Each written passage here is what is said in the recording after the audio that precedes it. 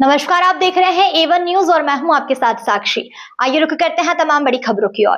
Berry स्थित खेल stadium में इंडियन नेशनल लोकदल इनेलो पार्टी द्वारा जिला स्तरीय युवा सम्मेलन का आयोजन किया गया। सम्मेलन में पार्टी के युवा राष्ट्रीय प्रभारी कर्ण सिंह चौटाला मुख्य अतिथि के रूप में शामिल हुए। कार्यक्रम को संबोधित करते हुए कर्ण सिंह चौटाला ने कहा कि उनके परदादा चौधरी देवीलाल जी जन कल्याणकारी नीतियों के चलते हरियाणा में एक समय रामराज्य जैसा माहौल था। उन्होंने बुजुर्गों के लिए पेंशन योजना लागू की, कृषि यंत्रों को टैक्स फ्री किया और किसान, मजदूर व गरीब वर्ग के हित में ऐतिहासिक फैसले लिए। उन्होंने कहा, चौधरी देवीलाल जनता के विश्वास के कारण देश के उप प्रधानमंत्री बने। वहीं उनके दादा स्वर्गीय ओम प्रकाश चौटाला को वचन का पक्का नेता बताते हुए कहा कि उन्होंने अपने सभी वादों को पूरा किया। कर्ण सिंह चौटाला ने वर्तमान सरकार पर निशाना साधते हुए कहा कि जिस खेल स्टेडियम में सम्मेलन हो रहा है वहां आज भी बिजली जैसी मूलभूत सुविधाएं नहीं है। उन्होंने आरोप लगाया है कि भाजपा सरकार केवल घोषणाएं कर रही है जबकि जमीनी स्तर पर विकास कार्य ठप है। सम्मेलन में बड़ी संख्या में युवा कार्यकर्ता मौजूद रहे। जिलाध्यक्ष अमरजीत कादियान के नेतृत्व में सराहना की गई। इस अवसर पर प्रदेश युवा अध्यक्ष अरविंद गोस्वामी, प्रदेश युवा उपाध्यक्ष अमित गुलिया, भूपेंद्र नफे सिंह राठी, मोहित राठी सहित अनेक पदाधिकारी उपस्थित रहे। युवाओं का जो है बहुत बड़ा सम्मेलन किया गया है और 23 तारीख को जो है आपने निमंत्रण भी दिया है। क्या कार्य आगे का आगामी कार्य? जो अब हरियाणा प्रदेश के हालात है उसको लेकर के कैसे संगठन मजबूत किया जाए और युवाओं की आवाज को बुलंद किया जाए, उसको लेकर के आज सभी युवा साथियों से मिलने आया था। और जींद में 23 मार्च को जो कि शहीद भगत सिंह जी का दिवस है और युवा दिवस भी कहते हैं, उस दिन हम बड़ा आयोजन करके सरकार को इस बात का आगाज कराएंगे कि भाई अब हरियाणा का युवा चुप नहीं बैठेगा, क्योंकि आज बेरोजगारी सबसे बड़ा कारण है जिसकी वजह से युवा या तो नशे की लत में जा रहा है या फिर अपराध की दुनिया में जा रहा है।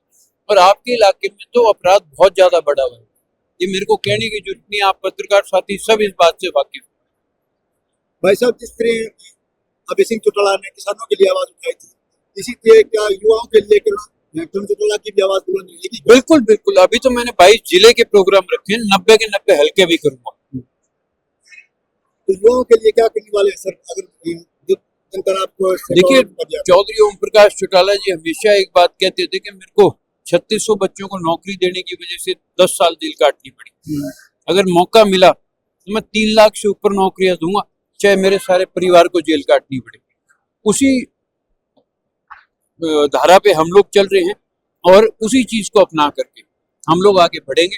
सरकार आने पे सबसे पहला जो काम होगा, जो चौधरी देवीलाल जी भी कहते थे, एक सरकार का फर्ज बनता है कि भाई शिक्षा, स्वास्थ्य और रोजगार, ये सरकार का फर्ज है प्रदान करना। जेजेपी नेता का बयान है, वो कह रहा है कि यार जो खत्म हो गए उनकी बात क्यों कर रहे हो? मेरे से जनता से पूछो ना उनके बारे में, मेरे से क्यों पूछ रहे हो? मेरे ऊपर देते रहे, उनके और कोई काम है? मैंने उनका जिक्र किया कहीं पे भी? फिर उनसे जाके पूछो, मेरे से क्यों पूछ रहे हो यार? कमाल की बात है। राठी साहब के आरोपी देखिए, उसका जिक्र मैंने अभी करा भी है और हम लोग अपनी तरफ से पूरा प्रयास कर रहे हैं। बाकी तो सरकार की मंशा है कि वो नहीं चाहती ऐसा कुछ हो, कि कोई कार्रवाई हो। कांग्रेस ने जो है अभी मनरेगा का नाम बदल दिया और बीजेपी वालों ने भी इनका काम यही रहेगा, नाम बदलना। गुड़गांव का गुरुग्राम कर दिया है, कोई और काम है इनको? कोई इनके काम बता दो आप मेरे को जो इन्होंने जमीनी तौर पे करे हो।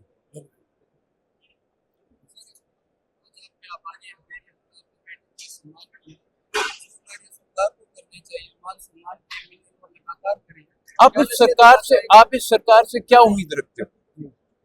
हमारी सरकार बनने पे हम इससे ज्यादा मान सम्मान बिल्कुल रखा जाएगा।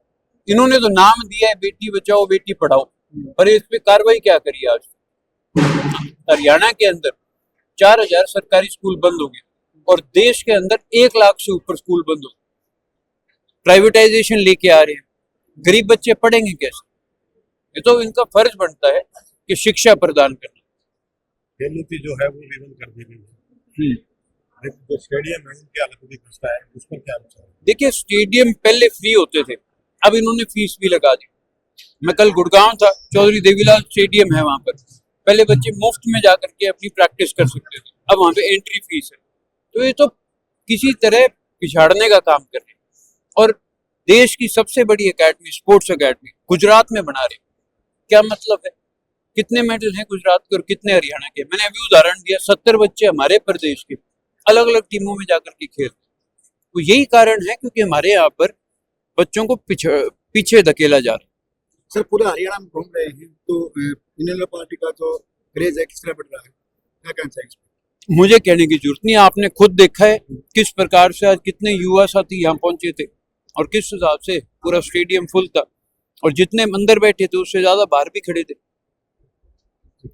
और झज्जर जिले का ग्राफ एक तरफ, पूरे झज्जर जिले में आए दिन किसी ना किसी की हत्या होती है, आए दिन किसी ना किसी से फिरौती मांगी जाती है।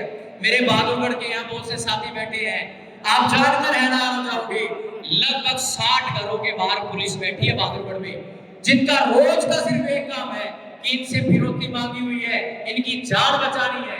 जबकि हम सरकार से पूछ के थक लिए कि तुम्हें ये पता है कि फिरौती मांगने वाला कौन है, तुम्हें ये पता है कि फिरौती लेने वाला कौन है, तुम्हें ये भी पता है कि फिरौती बिचौलिया देने वाला कौन है, लेकिन तुम उसको ना पकड़कर इस इंसान के घर के बाहर पुलिस बिठाकर ना केवल उसके परिवार को प्रताड़ित करने का काम कर रहे हो, बल्कि उसको मजबूर कर रहे हो कि आप पैसा दो।